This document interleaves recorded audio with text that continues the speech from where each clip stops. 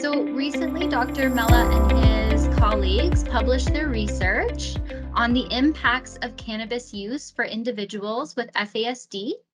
And we are once again honored to have him with all of us to share his findings about, so we'll be presenting again for the next hour, and then we will reserve 30 minutes at the end for a question and answer. Okay, so I'm going to pass it over and feel free to share your slides.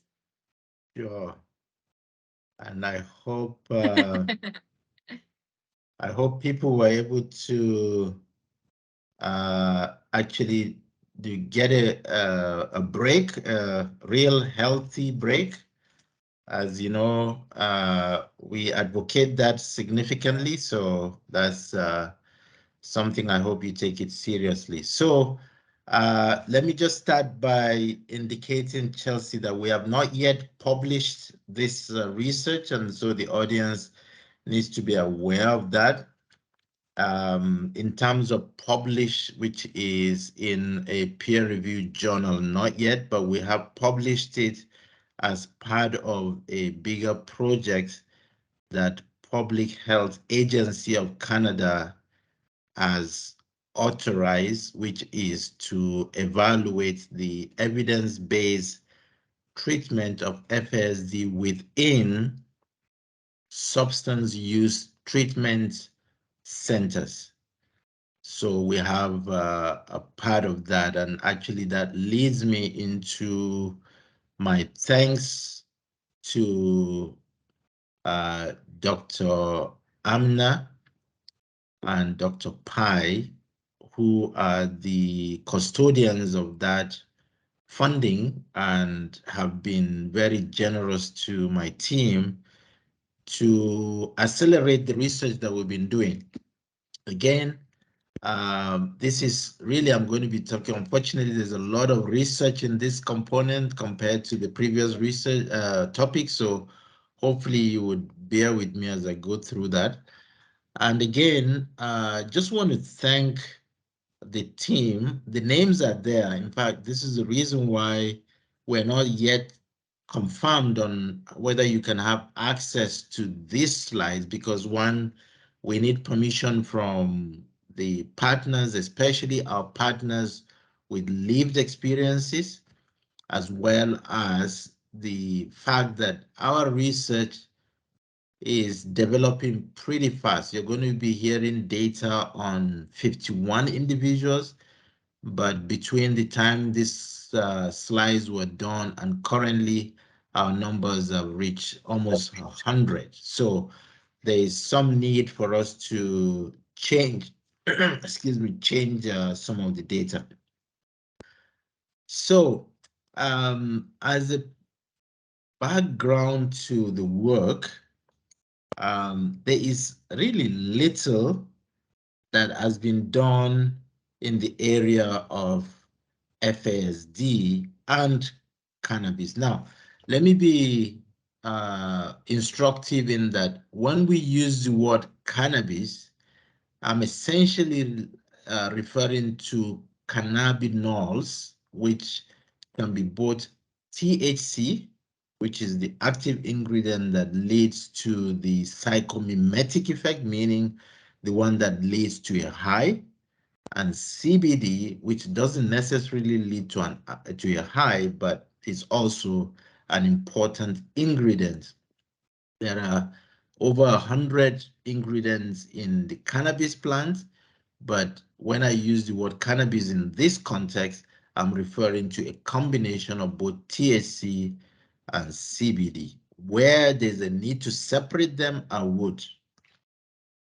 So there is a database in Canada called the CanFASD data form. This is a data form that was started late in 2000, probably around 2005, 2006. And it now has probably 30 different clinics all around the country. And these clinics contribute to the diagnosis of individuals with FASD and agree to enter their data into this data form. Out of that data from, we have looked at a number of important variables that are important for research. For example, in that database, which remember contains people who have gone through an assessment. So the outcome is that the assessment could lead to a diagnosis of FASD, a diagnosis that FASD is not confirmed, or a diagnosis that there is no FASD. For those with FASD, 43.2% of the adults 18 and above indicated that they have used or continue to use cannabis at some time in their life.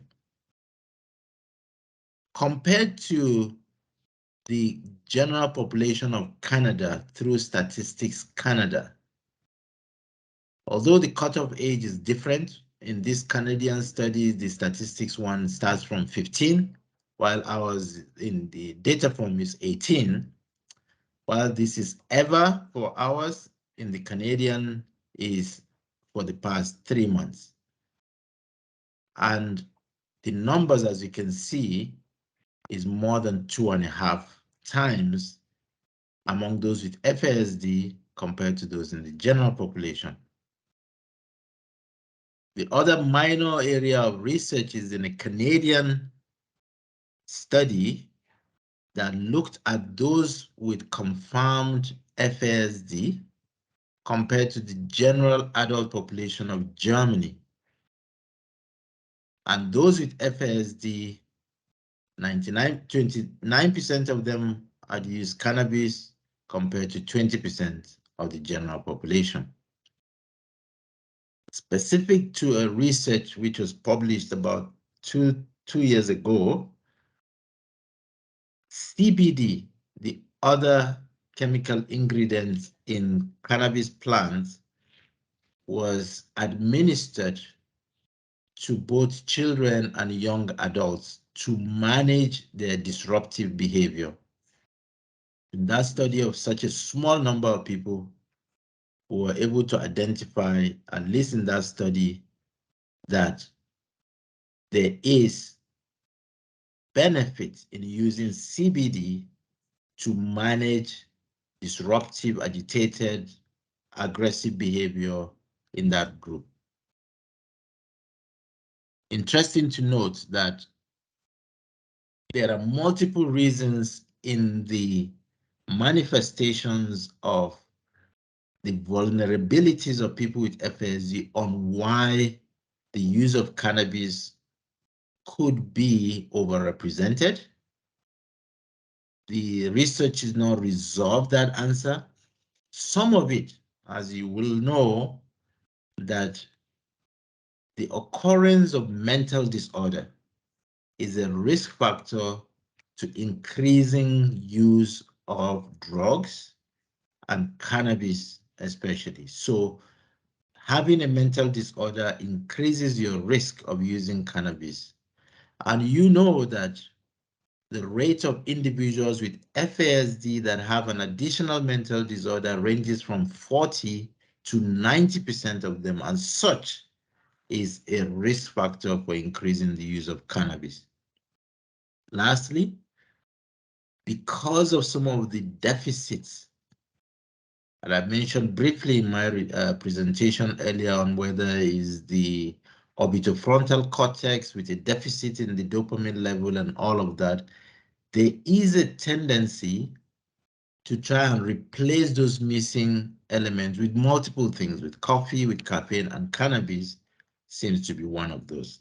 So that's as a background that led us to think about this research. Again, I just want to thank the Family Advisory Committee, who essentially, again, triggered this research. The specific question at the time was about managing aggression using CBD, which is a study that we're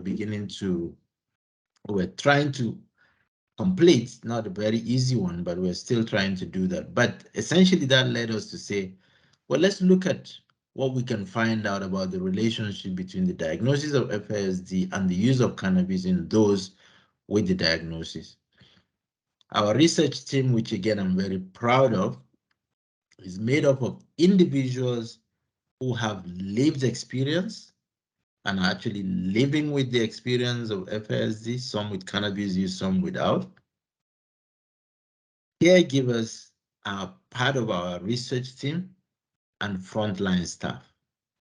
And of course, we have the research team, and I'm pleased to say that Mrs. Monique Rubio Benjamin, who is a research coordinator that has really done the heavy lifting of this research, is online during this presentation. So what did we seek out to do in this particular study?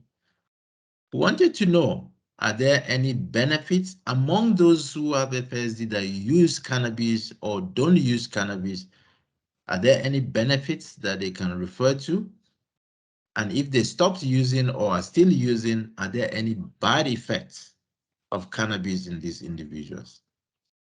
The second thing we wanted to understand is, what is the role or what is the place and impact of the legalization of cannabis in Canada that came about a number of years ago, 4 or 5 years ago, on the use of cannabis among adults with FASD? Then we also wanted to find out, when it comes to seeking treatment, what are the barriers, what are the services available, and how does that tie in with the current substance use treatment in Canada for neurotypical individuals?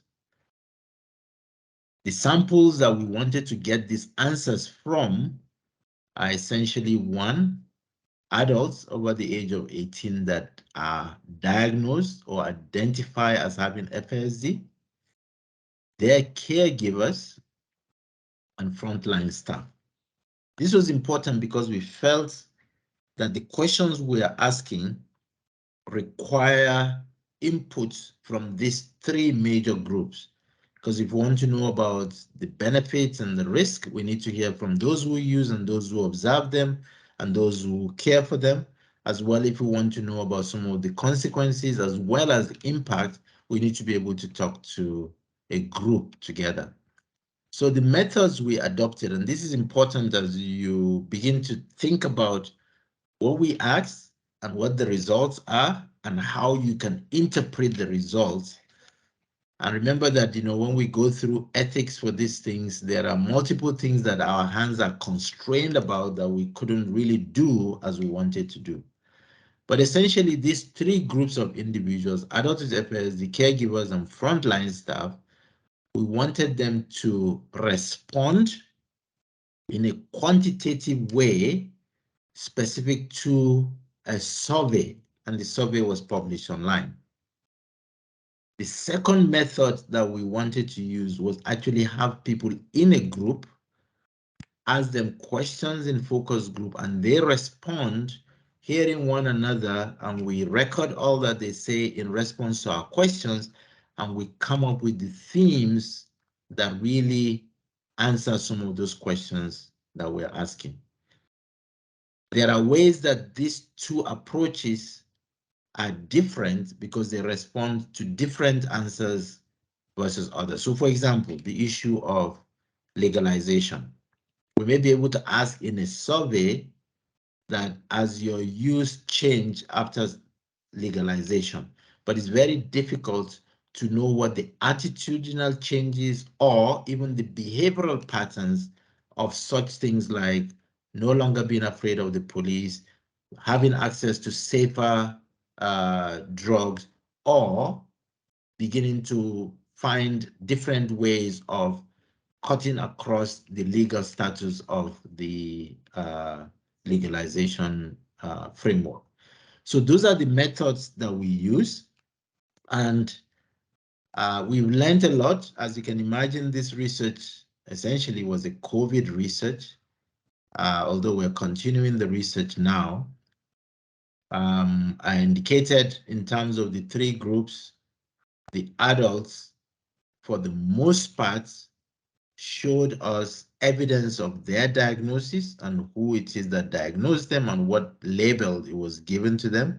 but we also had some people who self-identified. This was important both from an ethical perspective and because our team suggested that that's something we should adopt, that there are people who have either not been able to get through the diagnostic process, recognize that their behaviors and their symptoms are FSD related, and that caregivers and frontline staff working with them recognize that their behavioral patterns and their history strongly supports and suggests that this is FASD. So people were allowed to identify as having FASD. The caregivers, access to the caregivers was tricky because we had desired to have the individuals with FASD link their work, their results with caregivers. But the ethics of doing that was challenging. So we opened it up to include and invite into this study close family members, foster parents, adopted parents, guardians, and even residential care staff taking care of adults because they would know them and are in personal and close contact with the individuals with FSD. Frontline staff are usually members of, for example, Surrey Place, who work specifically with individuals with FSD. By the way, let me take an opportunity to thank Surrey Place for participating in this work, contributing not only in the survey of getting adults, but they actually participated in the focus group that we conducted. So much appreciation for supporting this work. The results I'm going to be sharing, as I indicated, concerns 51 adults with FSD that participated in the online surveys, 15 of those adults that participated in the FSD focus groups.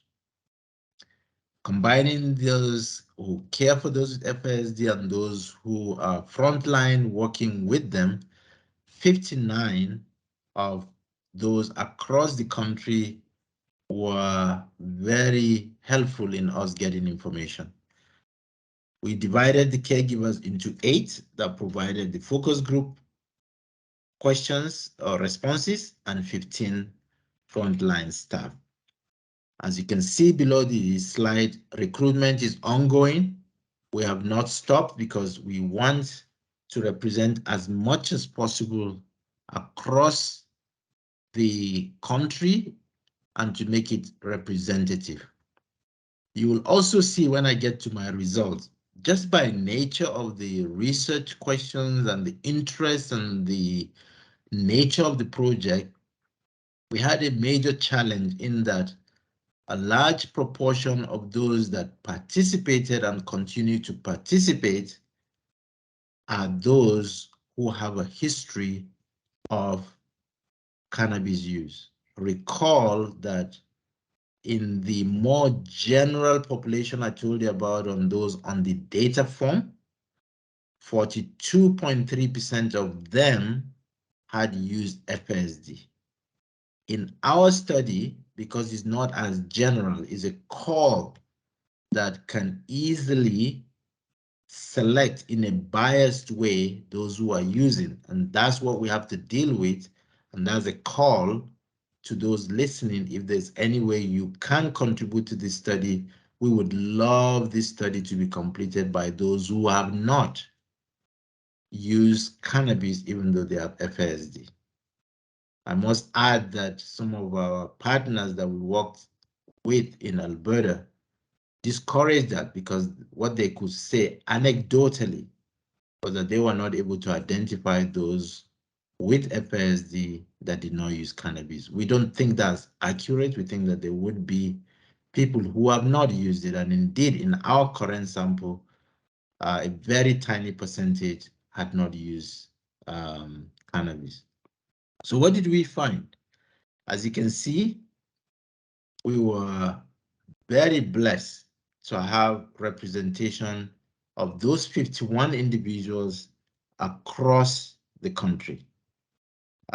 Kudos to Surrey Place. The 12% that you can see in light blue in this sample is really been significantly contributed from Surrey Place. The largest number is from Alberta. So for whoever is joining from Lakeland Center, kudos to you. And for those areas that we don't have a lot of participants, Quebec and the rest, we would really appreciate if more of what you do is to direct people to the websites which you can make available to you to take the survey and participate.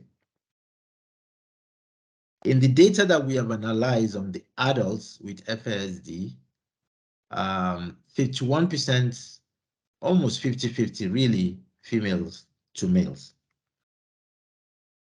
We broke it down into the age of those adults. And as you can see, the largest group, 51%, are young adults between the age of 18 and 30. Over the age of 51, first, we don't have a large number of 8%. And then the others are below that. So we do have a reasonable level of spread from the age of 18.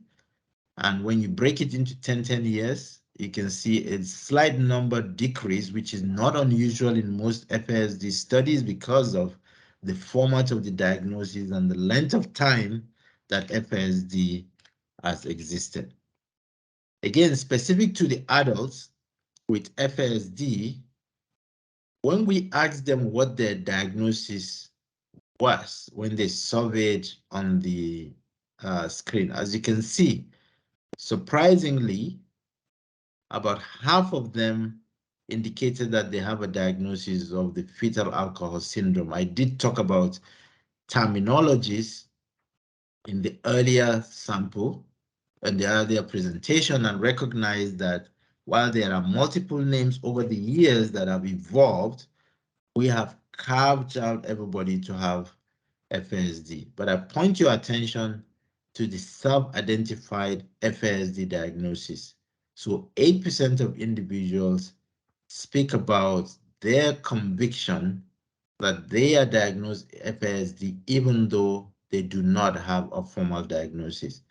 To me, that is significant in that we are trying the best we can to provide access to diagnosis, and there are people knocking on our doors that we need to be able to open those doors and get them in as quickly as we can. On the question of, do you currently use cannabis and have you ever used cannabis? The spread is as represented in the table in the graph on your right, suggesting that at the current time of our survey, a tiny percentage of 15% were not at the time using cannabis, while on a longer perspective of ever used cannabis, only 4% in this sample indicated they've never used cannabis in their life.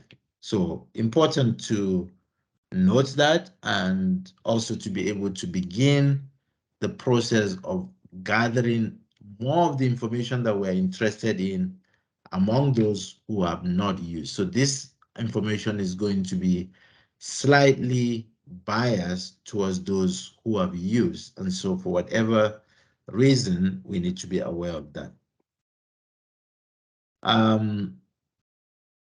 There is a need to be nimble in the work with cannabis, and that's something that we have gained through this. For those of you who know some of the abnormalities with regards to the deficits in people with FASD, whether it's the ability to estimate time, estimate quantity, estimate amount and money, there may be some challenges even in some of the data collecting methods that we have. It is something that we have learned over time. Because we were mirroring this research based on research that has been done before, we still adopted the quantification of the amount of cannabis in line with what others have researched, because that's the only way we can compare. So we believe it's not easy for somebody with FASD to estimate the amounts that they're smoking or using or chewing or using, but we believe that it is relevant to try and pin it down so that we can estimate in comparison to others what is the quantity that is being consumed per day, as well what is the relationship between the quantity and some of the benefits or risks that the individuals have. I'm reminded of someone who I was having an interview with, and in part of my interviewing was to ask them about substance use. And I say, do you use alcohol? Do you smoke? Do you use cannabis? And the person who we finally diagnosed as having FASD, their response was to me, do you want some? So be aware and be careful the kind of questions you ask when you're doing interviews. So among our adults, we divided the quantity per week in the amount of grams that they consumed. And interestingly, apart from I'll share with you how frequently it is being used, which may have some pharmacological reasons, the amount is reasonably significant. So you can see that less than 1 gram per week was used by 15%. The largest group, 32%, are those who use 1 to 5 grams of cannabis a week. And interestingly, for the largest amount of 10 grams per week or more, we have 17% using in that quantity. So we can't say that the amount is small, financially speaking, as well as pharmacologically speaking. But we need to ask the question, why is that the case? Why are these quantities, especially among the 17%, that high? How do they afford it? And what does that really mean for their own mental health and well-being? The frequency of use was also interesting. As you know, there are people who may tell you that they use cannabis only to go to sleep. Some use it just to wake them up in the morning. Some people use it in between the day. Some people attach it to particular activities that they're doing. What we found in our own case is that 50% of the 44 of the adults that responded used cannabis 3 times a day. Now, comparing the two results of the quantity and the frequency wasn't possible, but it is likely that using 3 times a day may not be among those who use large quantities, but we're not sure. Whether the use as frequently as more than 3 times a day has anything to do with a pharmacological aberration or a need that they're trying to satisfy, we can only speculate. And this is one of the relevance of research, whereby you ask one question and that leads you to more questions in the future. We were trying to identify as best as we can the composition of the cannabis being used, especially now that we have pharmacologically labeled cannabis. We know that not everybody gets their cannabis in the same source where you can quantify the amount or even know the substance that is within it. But to the best that we can identify, those who take high THC are in the majority. it is depicted, as you can see, on the last histogram, which is 25% for pure THC and 38% in the third from the bottom of individuals using high THC and low CBD. For those who took pure CBD, and there is some debate on whether that is actually possible in the current Canadian market, but it is only 8% that said they use pure CBD. Some of the focus group conversations, and I think reading it out makes it more likely for you to see some of the things that we're hearing. So this is almost speaking to the content of what was used. So the business, the lights, the sounds, people moving, people touching me, people, everything, it's overwhelming. I can't do it. But if I use a strong indica with a high THC, it allows all that input to come in. I'm able to process it without having a meltdown. So this is in a context of describing the reason for using more THC over CBD. Talking about a balance, here is somebody saying they use more THC for their sleep time and more CBD for their daytime. As well, in terms of what is used for, this is an individual describing again an aberration that says using more CBD makes me more anxious, too much energy because I have ADHD. And so this is one of the interesting things that when you look at the literature, you think that there is a place for CBD and anxiety, but here is somebody with FASD experiencing more symptoms of anxiety from using CBD. And lastly, I used to smoke above 20% THC, which is quite potent. I have cut back to about 10 to 15%, which is more manageable. It's like a glass of wine a day compared to like a couple of shots of vodka. So again, there are very informed individuals within the population of recognizing the specificity of what aspect of the CBD, of the cannabis CBD versus THC that meets a specific need in their manifestations and in their composition. We were interested in what we call perceived effectiveness. So the literature is riddled. I'm sorry that this next few slides are going to be relatively busy, but essentially I'll give you the code. The code is that these are adults that we are asking their opinion on specific roles of the cannabis that they're using, whether it is effective or not. And the way that it works is that the light blue means that the cannabis doesn't work for those things. Dark blue means that it works okay or just okay.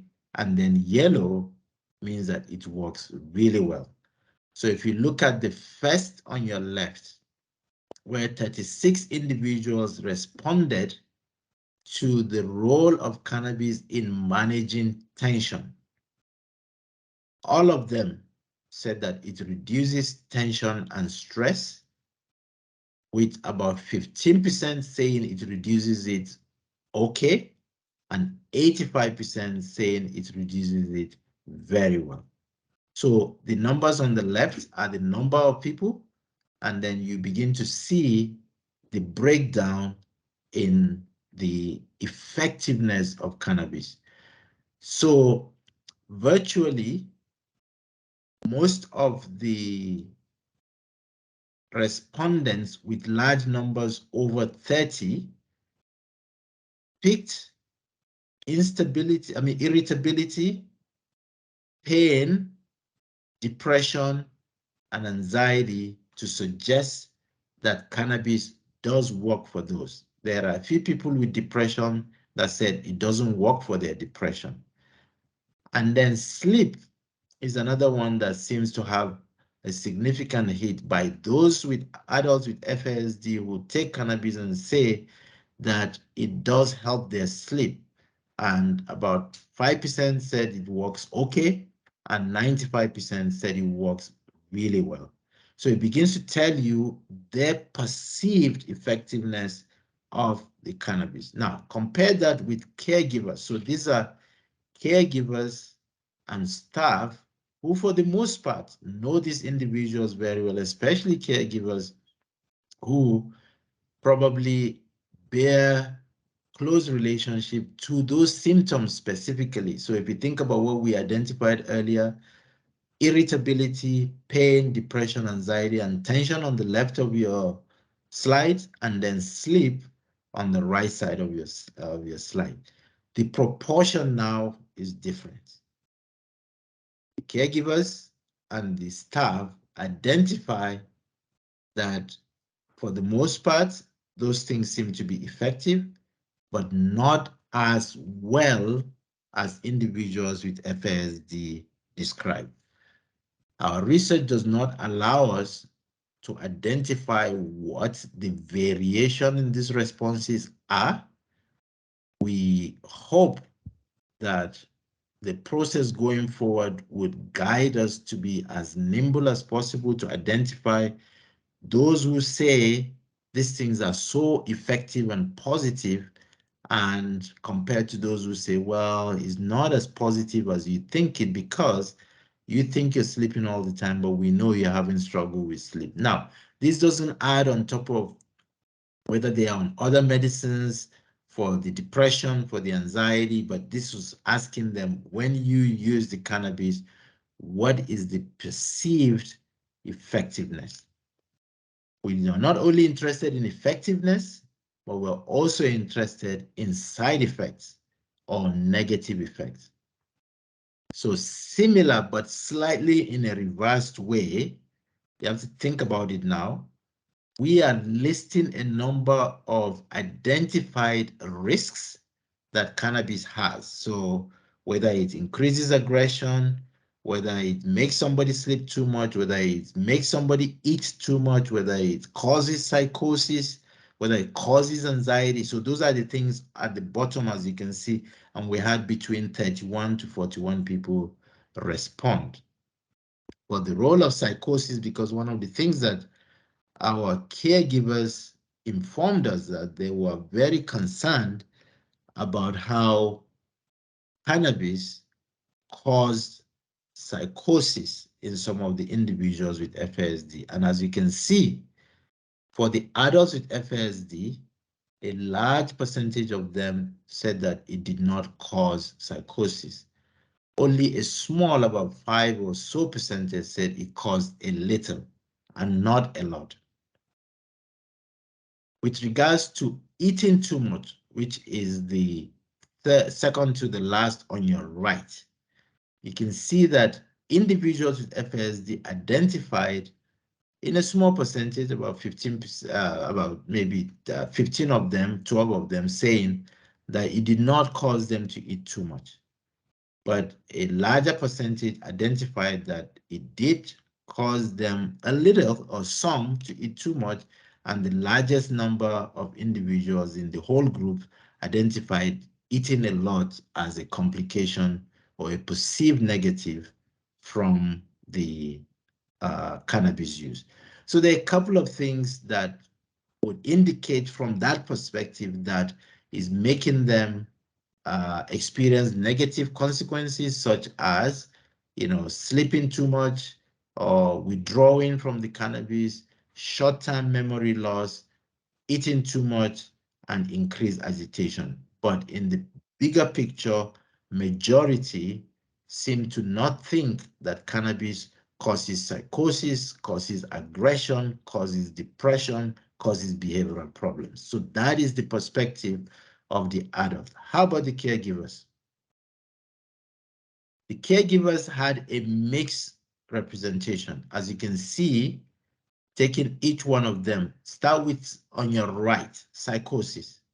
And again, this is in the same cycle whereby light blue is no, dark blue is some or little or rare, and then yellow is a lot. So, and often. So for the caregivers and staff, they identify some negative effect on all those things that we listed.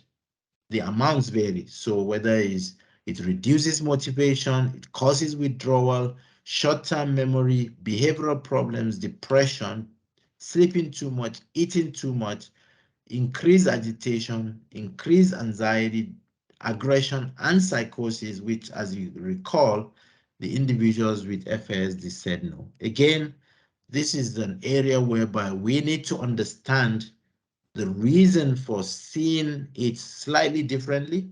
But one thing that we can say, at least there is commonality in recognizing the benefits and the risks in the use of this cannabis in the population that we studied.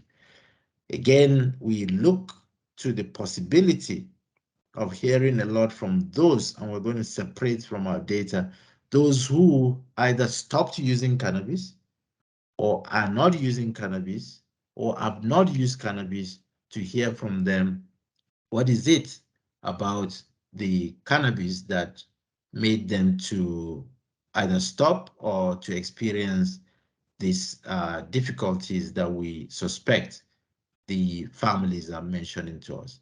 So I will read all the comments that refer to the negative consequences the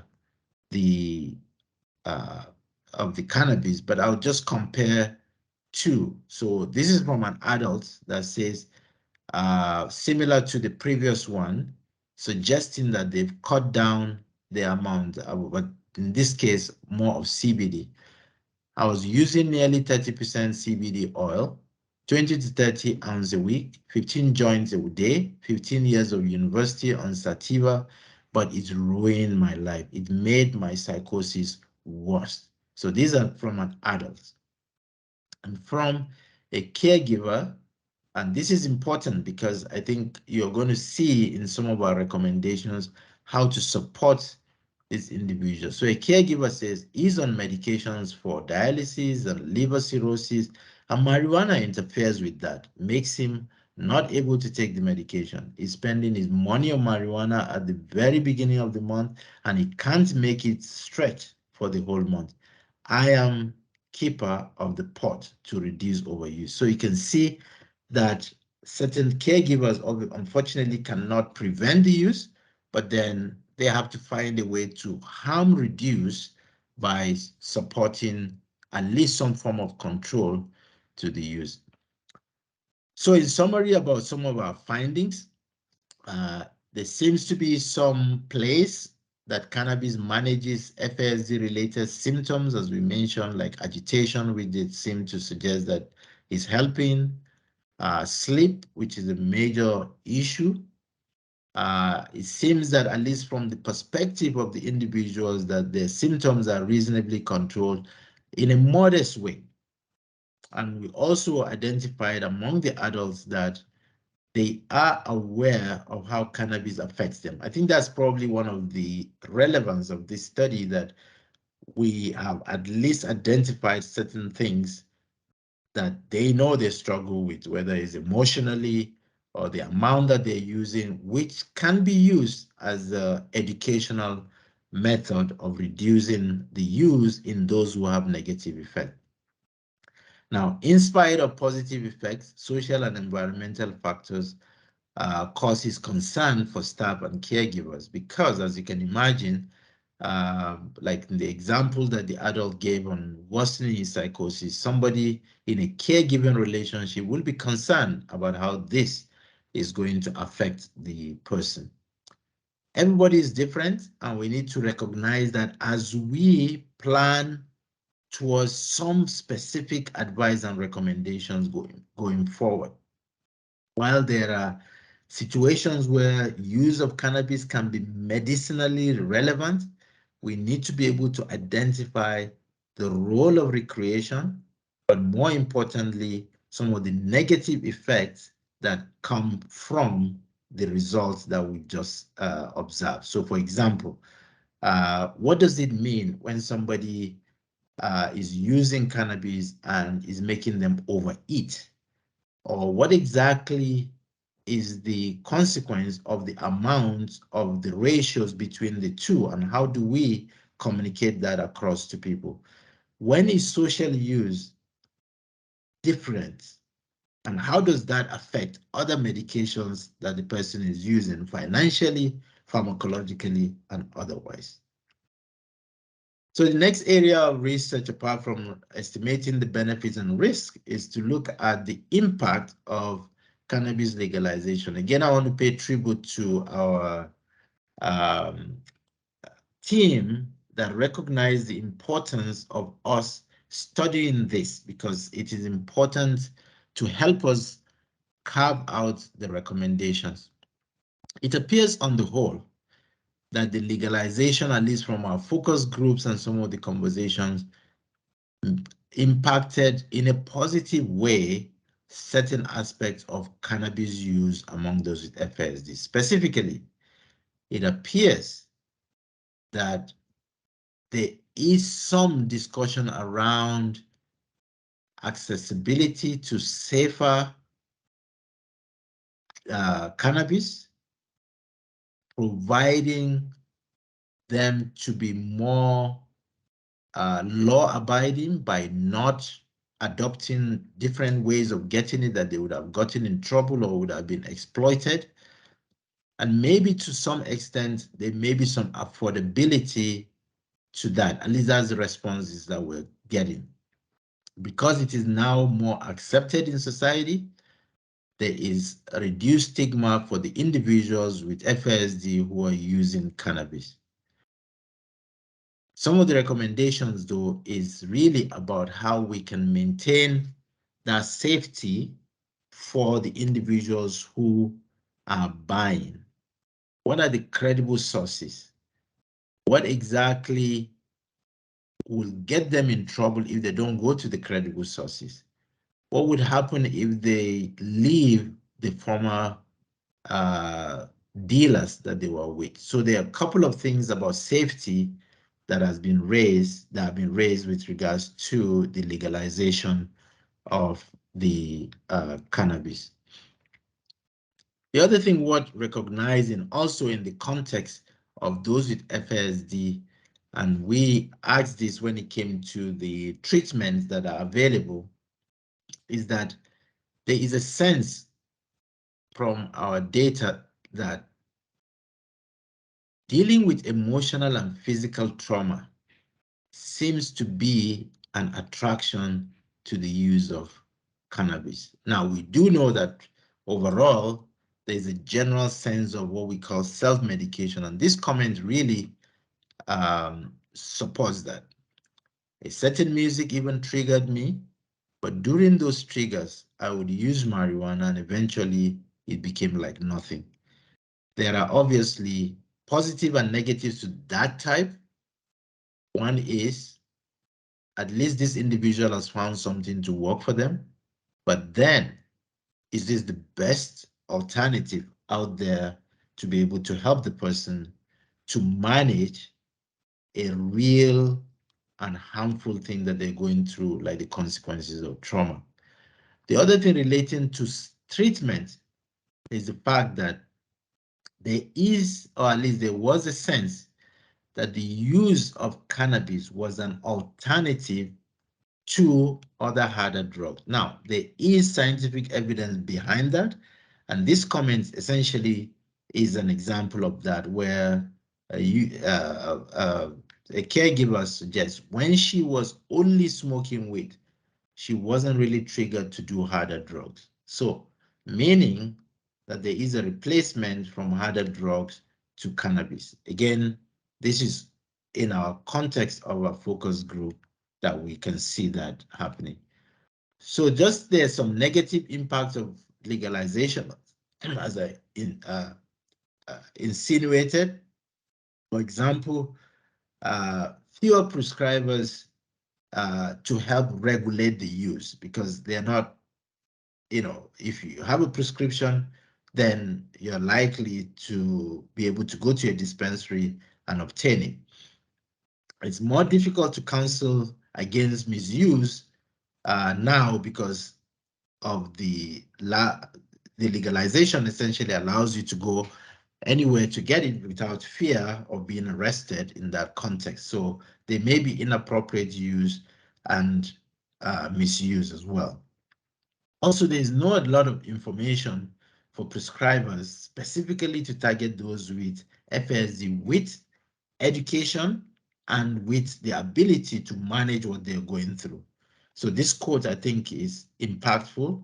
Marijuana became legal. It thought it had the Health Canada approval, good housekeeping seal of approval, and it was all okay to be using marijuana. Again, this idea that we now have access that will make it easier for people with FASD to access. So this is a way of kind of communicating to you some of the challenges with regards to cannabis use. So the cannabis users perceive shame, feelings of embarrassment, and stigma from caregivers, family members, and traditional prescribers. And then a frontline staff indicated here that I'm not allowed to be any established healer, motivator, or medicine man because I smoke pot. And this was mentioned in the context of recognizing how advanced those who are using and the resistance from either caregivers or frontline staff. So that really is a bit of a paradox in terms of how we move forward, because it's going to be causing some interpersonal difficulties when what one believes is different from what the user believes and what help is coming. So we need to find a way that will support the individuals who are still using, as well as the caregivers who are supporting them to stop using or to use in a safe and appropriate way. So the last area of our research has to do with cannabis and the treatment centers. Now, our questions obviously were informed by what we know about some of the treatment centers. So for example, in this table, as you can see, a survey question that says, during the past 3 months, how often has your use of pot led to health, social, legal, or money problems? And as you can see, it's not a large number of people that endorse that. In fact, almost 70% said never.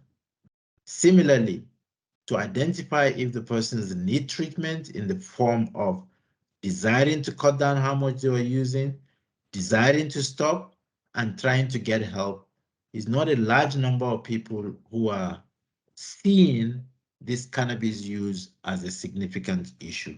So we're now left with many treatment centers or substance use treatment centers where our advice needs to be impactful and needs to take as much weight to try and help those with FASD that end up coming into their system. So what can we advise them? Well, our advice first and foremost is that there should be ways in which you can identify and recognize those with FASD and accommodate their own issues, whether it's their belief in the use of the cannabis as effective, whether it's in the harm reduction that they so much promote, or in identifying the risks that will be a source of motivating them to try and stop using.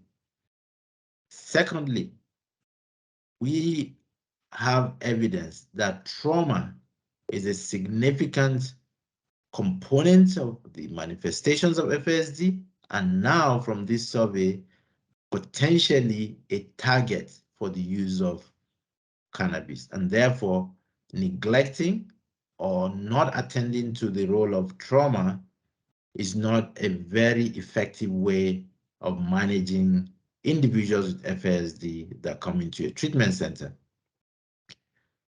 Now, the other thing that centers usually do, as you can see from the comments on the side, is that 3 strikes, you're out. We all know that doesn't work with FASD, and that's from a frontline staff. And our advice is that there is a need for treatment centers to adopt an accommodation perspective in dealing with some of the vulnerabilities that cause people to use even when they're in treatment, cause people to be taken advantage of when they're in treatment, cause people to delay their learning. As you know, one of the difficulties to learn multiple times over multiple periods before somebody actually gets it. So just laying the rules like in neurotypical people would not work ideally in individuals who have specific deficits that make them not to remember well, not to plan well, not to think about risk in the normal way that most people think. I hope that you will see that adults with FASD are aware of how FASD affects them. And that is a reasonable thing for us to tap in, whether they use it for trauma or for self-regulation. All of those are important in how we can advise them, support them, and also help the treatment centers that are looking after them. It is important to communicate that those in substance use treatment centers really do need a lot of information about FASD that would help them in managing those with FASD who come into their confines for work. As I conclude, I just want to tell you that we've learned a lot. And again, this is my call to you to say we really need to get a grip on the variations of perception of what is beneficial and what is not, both from the individual who is using and from those who are supporting them. Because most of our study was done during the pandemic, it is not very easy completing surveys, and so caregivers as well as frontline staff have stepped up to help us support individuals when they chose to do the research, and that is helpful. We have even provided hard copy surveys for them to be finished, mailed to us so that we can enter it into the online platform. Important to note that the role of trauma, the impact of it not being addressed for that long is something that we have learned, such that even the survey questions were triggering to the individuals. So we've had situations whereby an individual may start the study, reach a certain level of complexity of the questions and stop, or begin to answer questions about substance use and feel triggered. So that's something that we need. Of course, we want the information, but we don't want the information to harm the respondents. And so whatever we can do to reduce that, we're putting in place. We have learned that it is hard to recruit participants. We obviously should reward participants for their time. We can pay them for their time, but we would like to acknowledge their engagement. And as I indicated, we are really looking forward to how we can get more non-cannabis users to participate in the research. And that's where you come in. Our research contact is available. We believe we have enough focus groups, but we would love adults, caregivers, and frontline staff to take the online surveys, and if at all possible, to get those who have not used cannabis or are not using cannabis or have stopped using cannabis, because those reasons, I think, will be very, very helpful for us. So I hope that I've shared with you some of our findings from this quite interesting research, and we still have more questions to address, and we do look forward to some of the ways that information that you give us or information we get on surveys can guide this process that will lead us to inform the area of research. We have a number of things that obviously limits our work, but we're pleased that this is probably one of the first studies focusing on cannabis use in those with FASD and getting really valuable information that not only address their use, but look into the support, both from a policy perspective when it comes to legalization, to a clinical practice perspective when it comes to the individuals that look after them in treatment centers. The differences in the cannabis obviously is something we would like to look at.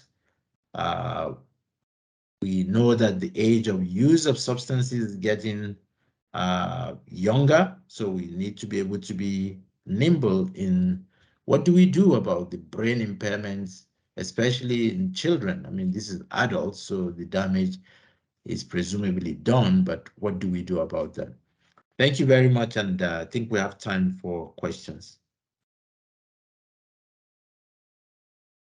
Wonderful. Thank you so much for that amazing presentation. And I've seen lots of questions in the chat, so I'm going to pass it over to Eric, and we have about a 30-minute question period. By the way, can I ask, have I stopped sharing? No, not yet. Okay, so you have to bear with me. I need to stop sharing. I do that. I know why. Okay. There you are. Wonderful. Yep, Okay. you stop sharing. Yep. Okay, I'm going to pass it to Eric now for questions. Hi, Dr. Mela. Our first question is, was your team able to gain data on the specific amount of cannabis used each day? So the questionnaire that we used summarizes mainly a weekly dose and then the frequency of use in a day. I'm sure there's a way we can calculate it. As I indicated, we're still gathering data, so this is like a way of gathering some of the interest that people would have. We know that 50% are using more than 3 times a day. We know that the largest amount was 1 to 5 grams a week. We may be able to look at the data to identify the frequency and the quantity in one day. So I don't have that answer, but I think Monique is going to take note of that so that if it's of interest to people, we can provide that. Our second question is, could there be a bias in the responses of the caregivers in those who have a very negative view of cannabis use? There is. Obviously, when you do surveys, all who respond would have the reason why they are responding in the way that they're responding. So the bias, I think, is across.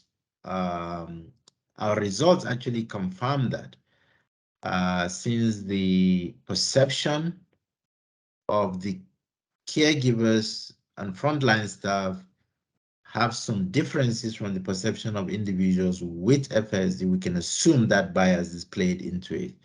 Having said that, the mechanisms in place to objectively collect the data was such that we can only hope that the bias is limited, because we are not only asking for benefits, but we're asking for both benefits and risks. And so far, we can see that even the caregivers, whatever their experiences were able to provide information on both spheres of our surveys. The next thing is that our focus group, even though we do not have everybody in the same way, we had about 59 caregivers and frontline staff and only about 8 caregivers participated in the focus group. That was another way of investigating the genuineness of their responses given their lived experiences. So I'm not sure you can exclude and eliminate bias completely because that's just the nature of surveys, but there's a valuable information we have gathered. We now know that at least people with FASD know what the impact of cannabis is on them. We know that caregivers have a slightly different view about the perception of benefits and risks. And so then moving forward is to be able to find what is the common ground that we can use to first help those who need to stop using, help those who want to keep going, reduce the harm, and help those caregivers that may be biased towards it to really find a way to be more supportive. I'm pleased to say this because we came about this study from the concerns of caregivers, and we do not want to make little that concern. Just because we are seeing some benefits doesn't mean that there are no risks. So I think you're right that some caregivers may amplify the negativity, but I don't think the bias is limited only to caregivers. Thank you. Thank you. The next question is there similar data or studies done on the line 1 medications that goes into equal detail for the perceived effectiveness and or negative effects so as to compare with cannabis for the same population? I think the question here is they're asking is there an algorithm probably for cannabis use? Okay, I was initially getting the question to be a comparison between the medications proposed on the guideline on the algorithm in comparison to the benefits of cannabis. Yes, sorry. Okay, if that is the case, I would say no, because first and foremost, the algorithm is completely new, but secondly, I mean, the medications are not new, but it is not a usual focus of research, or at least it hadn't been, where we would see a head-to-head comparison of the benefits of cannabis and medication. Having said that, I would not be surprised in the coming years when this may escalate into the surface to be able to do that, because what it will take obviously is to be able to get a research that is approved that recognizes the cannabis as an indicated medication, because I think that's where the struggle is right now, apart from disorders such as multiple sclerosis, side effects of cancer. The specific prescription of the product of cannabis, like Nabilone, doesn't exist in the symptoms of FASD. But over time, it may get to that. So right now, you have studies that look at Nabilone, which is a THC substance, as well as cannabinoids in cannabidiol, CBD, in seizures, where you have compared them with placebo and compared them with other drugs. But we don't yet have that in comparison to some of the medications that we use to manage emotional regulation, cognitive distortion, or hyperactivity. Thank you. Thank you. The next question is, what is the research saying about the effects of cannabis on the developing fetus, especially in comparison to alcohol? This is a question that the audience member is frequently asked by educators. Yeah. Thank you. So there is a growing field studying first the specific impact of cannabis use during pregnancy in the fetus and the resulting offspring. Also studies that are comparing the impact of cannabis and or alcohol on the fetus.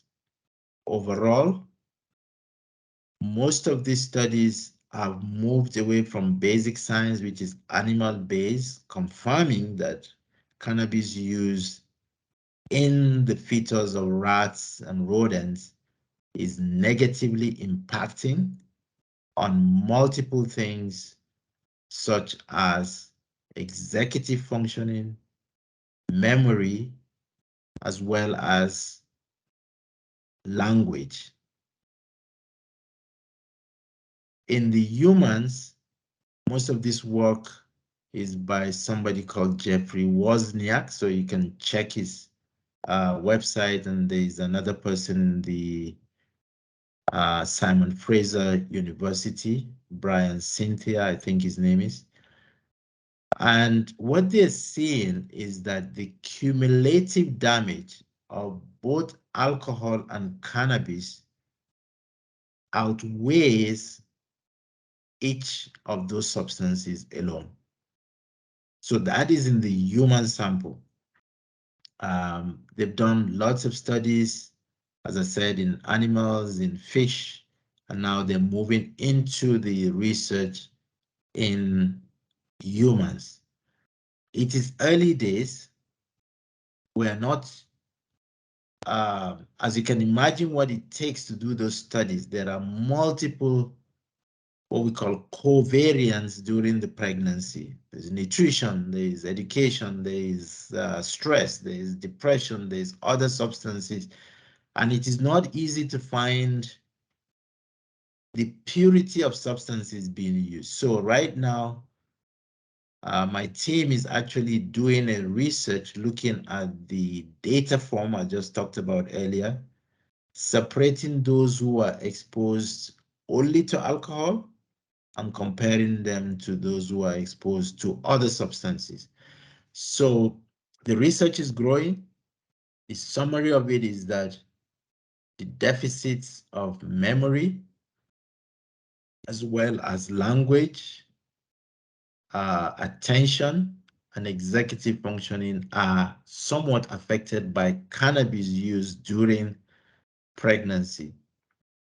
There is research that was published about 2 years ago that followed up youth that had been exposed to cannabis.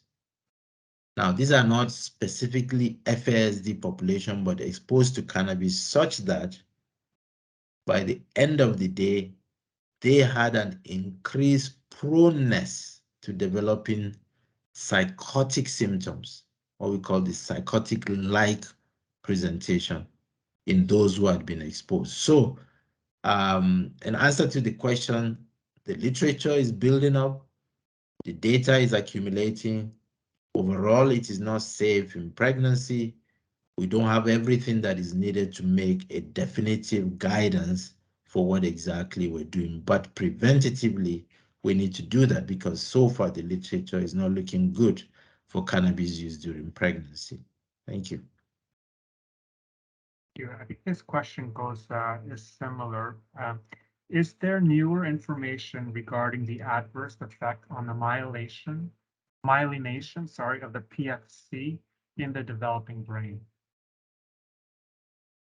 So the information that is accumulated about the mechanism by which these substances cause their harm are varied. So specific to the demyelination process, that is something that has been known in both alcohol and now in cannabis. But there are other mechanisms, some of them confluent into one another, some of them are diverse. So for example, there is a strong suggestion of some of the changes that occur with the neurohormonal composition of the fetus when they are exposed to these substances. There is a large literature building up when it comes to the oxidative stress which is the removal of the hydrogen, reduced hydrogen in the brain, leading more to physical neuromolecular damage of certain parts of the brain. Not to speak about some of the genetic aberrations of the RNA that is now become central to some of the investigations going on.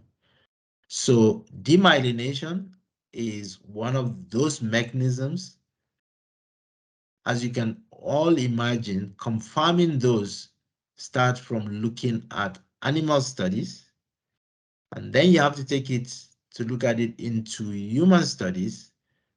And the identification of demyelination is not a very straightforward process when it comes to the human studies. And so the mechanisms are likely going to be better understood as time goes on. So that's the level we are with the science. There are multiple people really looking at what is the mechanism from a hormonal perspective, self aberration perspective, oxidative stress, demyelination that causes this damage that we're seeing. So this is just a round way of saying to you that we're gathering data, but there's no one solution to all the mechanisms that we know. Think about it. You know, when you think about what the fetus has been exposed to and the timing of it versus the myelination process, you have to be able to time it appropriately. You have to be able to know when to measure it. And so those are some of the complications. Doesn't mean that it cannot be done, but the science is building on that. Thank you. This is our last question. How does cannabis use affect the memory with FASD? As I indicated earlier on, in the fetus, there are studies that suggest that the composition or combination of cannabis and alcohol are negatively impacting memory.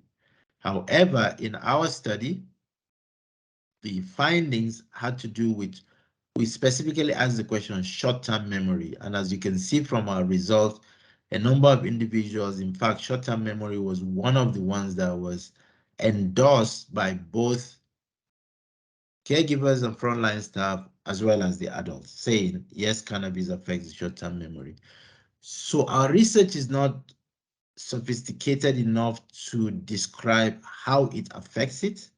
However, what we know in the literature is the fact that the cannabis in the brain, especially when we look at a model such as schizophrenia, where we know that cannabis use in large quantities over a long period of time contributes to the emergence of psychotic phenomena. We cannot separate the impact of the memory from the genetic predisposition of the individual being exposed. However, cannabis works by increasing oxidative stress in the brain. Like most smoking methods, especially, and even when it occurs from eating, the specific harm that cannabis has relates to some of the pathways of memory formation.